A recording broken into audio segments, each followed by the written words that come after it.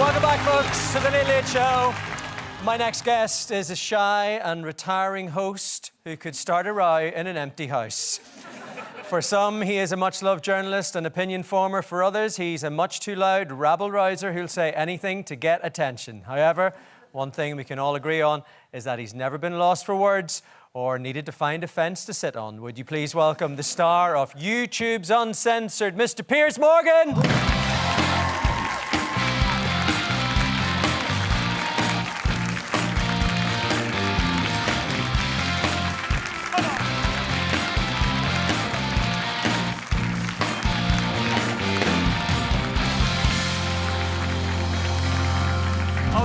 I was doing my Donald Trump dance. I was about to say. I thought you'd all jump up and go with me.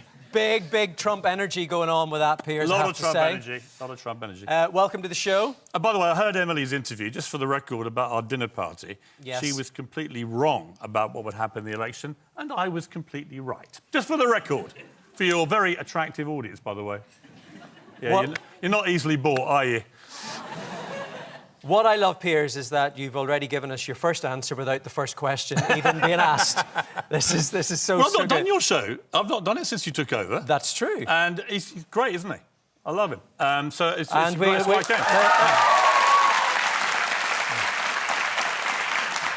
came. Bit delayed, that. I was about to say, you say a bit delayed, quite a lot delayed. The long 3 seconds, that one. Yeah, there you go. He's doing well.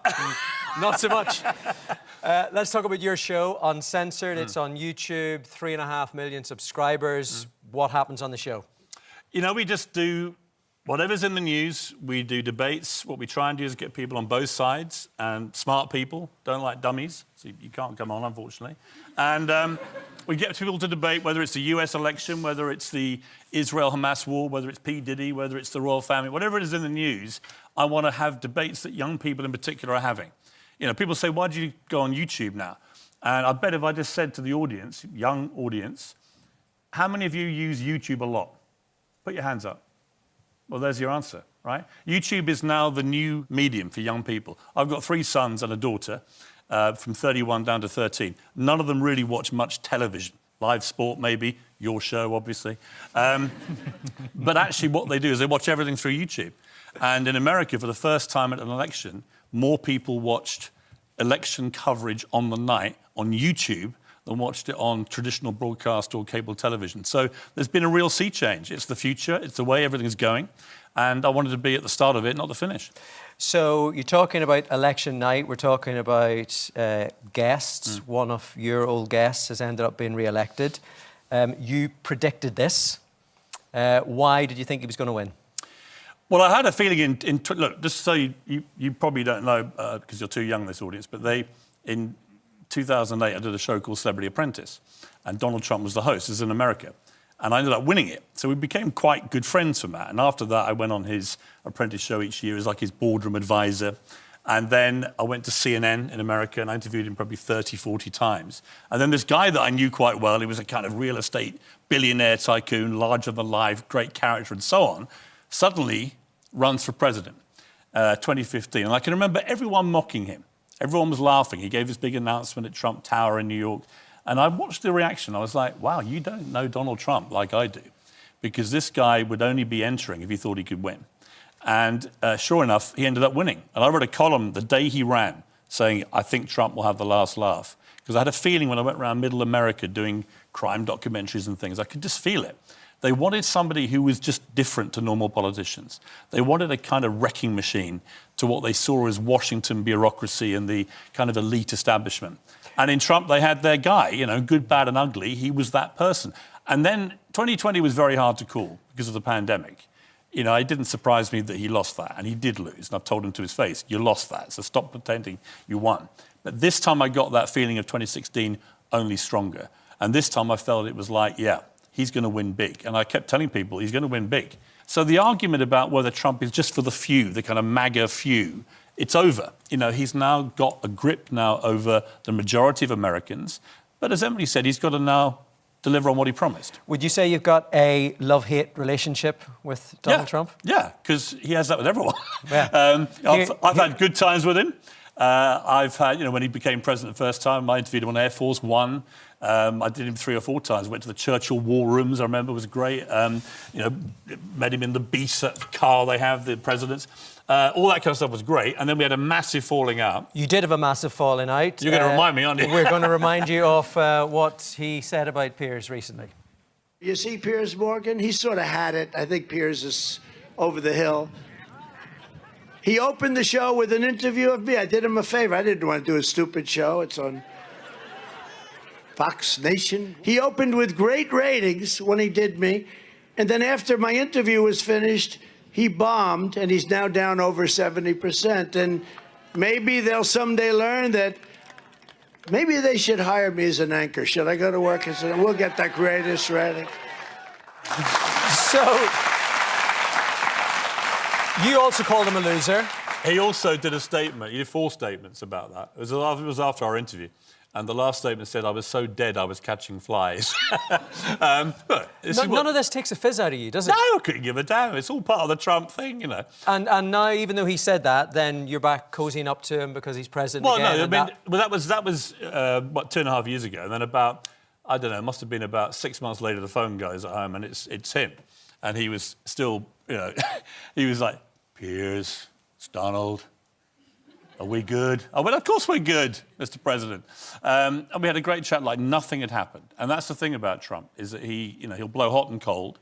I'm a bit like that, so I can hardly complain. Are you similar to Donald Trump? Because I'm thinking that you're both good on social media, you divide opinion. A lot of people think you talk sense or out of your backsides. Well, interestingly, I would say that Trump won this time for 3 reasons. He won because people trusted him more on the economy and to fix the cost of living crisis. They trusted him more to fix the crisis on the southern border in America, where they got a genuine illegal immigration crisis. Nearly 10 million people have come in illegally in the last 4 years. But actually, he talked about this when he won. He represents to a lot of Americans a core of common sense, he called it. And I think I'm the same. People say to me, oh, you're so controversial. I'm like, well, which of my opinions is actually that controversial? So you think you're the voice of common sense? I don't think my opinions are that controversial. I think that actually they're the opinions of the majority. When I was coming here today, the number of people who came up to me at the airport were like, Piers, we're right behind you. Keep talking the common sense. Am I near enough? I am actually Irish, by the way, just so you know. I've got Galway roots. My father was from Galway. So I do feel like I'm one of you, even if you'd rather I wasn't. So, so those are the people that actually came up to you. And you didn't see the people running the other way. Well, no, I saw a few people running the other way. But the ones who came up, though, it was all about common sense. Keep giving your opinion. Because we got to a weird stage a year or so ago where people were terrified of expressing opinions. And I found that incredibly sad that in a free democratic society, take a place like Ireland, right? You will not meet a gobbier people in the world, in a nice way. You are highly opinionated, you're bright, you're funny, you like a good crack, you like a laugh, right? But the idea that you all have to be stifled, censored, that's why I called my show Uncensored. No.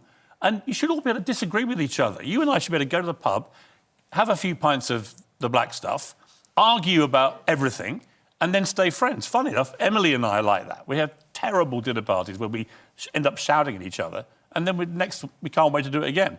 That's how society should be. That's how society should be. It's not how society is. No. You have kids. Deep down, do you not worry about the world that Donald Trump is going to leave your kids and my kids? No, I don't. I would have been more worried if Kamala Harris had won, because it would have sent a message that this whole woke, as Elon Musk calls it, the woke mind virus. Now, woke has got a bad rap, rightly.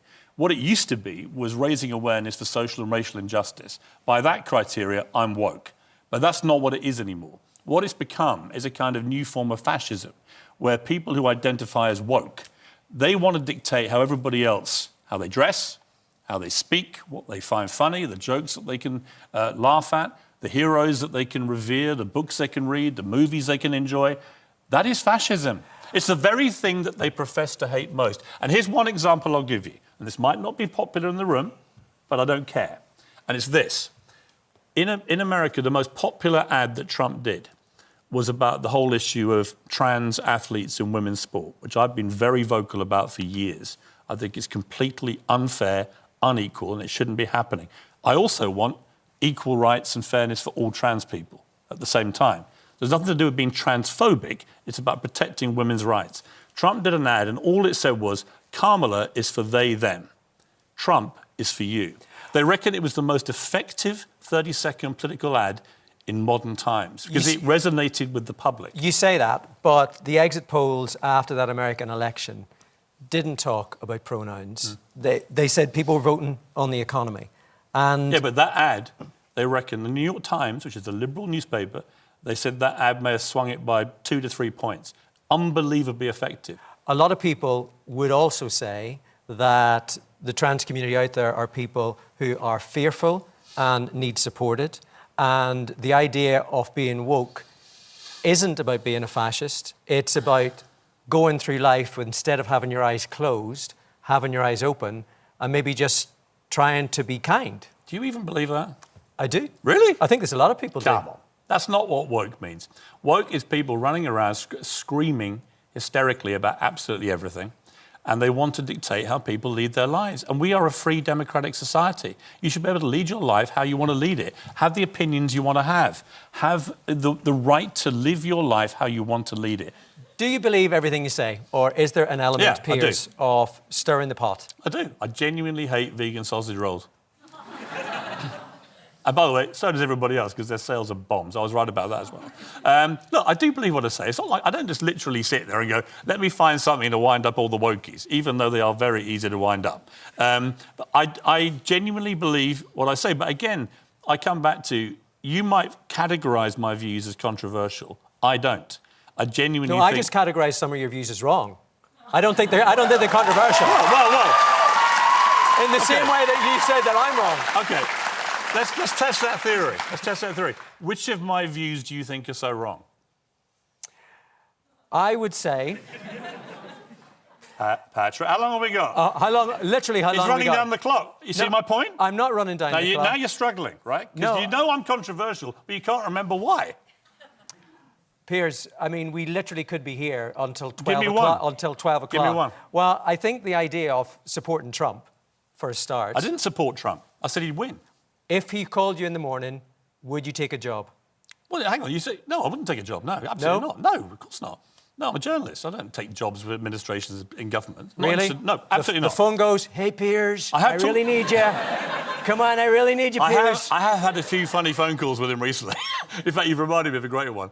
It was in early October, and I was in a pub in Scotland, had a couple of pints, and we thought, why don't we FaceTime Trump? And so we FaceTimed him, and he was on his plane, and he answered. Is that my apprentice? And hey, President Trump, how are you? And we got talking, and I could hear in the background a song playing. And I was like, is that Sinead O'Connor you're playing? He said, yeah, I love Sinead, love Sinead. It was Nothing Compares to You. And Trump was playing it in his plane. And then about 3 days later, he had a big rally, and they played the Sinead song for the first time. So he's the kind of guy you can ring him up. I rang him up the morning after the election. And it rang and rang and rang. I thought he'd bound to be asleep. It was like 9 in the morning on the Wednesday.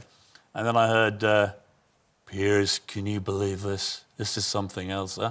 I said, I'm looking at a screen that says you've won the Senate, the House, everything, the White House. It's a clean sweep.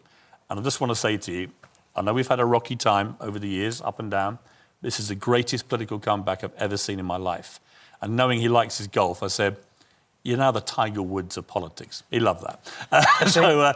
And yet you still say that you weren't cozying up to him just because... No, it's not about cozying up to him. I make no pretense. Donald Trump's been a friend of mine for nearly 20 years, right? If you ran for politics, I might find some of your views outrageous, but I still would want to be friendly with you, right? I still call you if you won an election and say, Patrick, well done, mate. I mean, right? to be honest, if I was running for election, I mean... I wouldn't want you ringing me, Piers. I don't know. I got quite a good win record, actually. No, look, I think it's one of those things where with Trump, he became a good friend of mine. He was very loyal to me. When I left CNN and came back to UK, I could count on one hand the number of high-profile Americans who bothered to stay in touch. And he used to call me like every 3 weeks and send me little notes and be encouraging. Can I help you? But when I was of no use to him whatsoever. And I like that streak in him. I like his loyalty. I also think that when he got shot, he showed the world a different side to him we wouldn't have expected. I wouldn't have done. The way he got back up when he was shot and said, fight, fight, fight. Do you think that changed the election? I think it won him the election. I think a lot of Americans admired just the sheer balls of doing that. And that's their decision, which you have to respect. Piers, I can only say there is never a dull moment. Come back and see us anytime. Give it up one more time. Piers Morgan. Thank you. Thank you.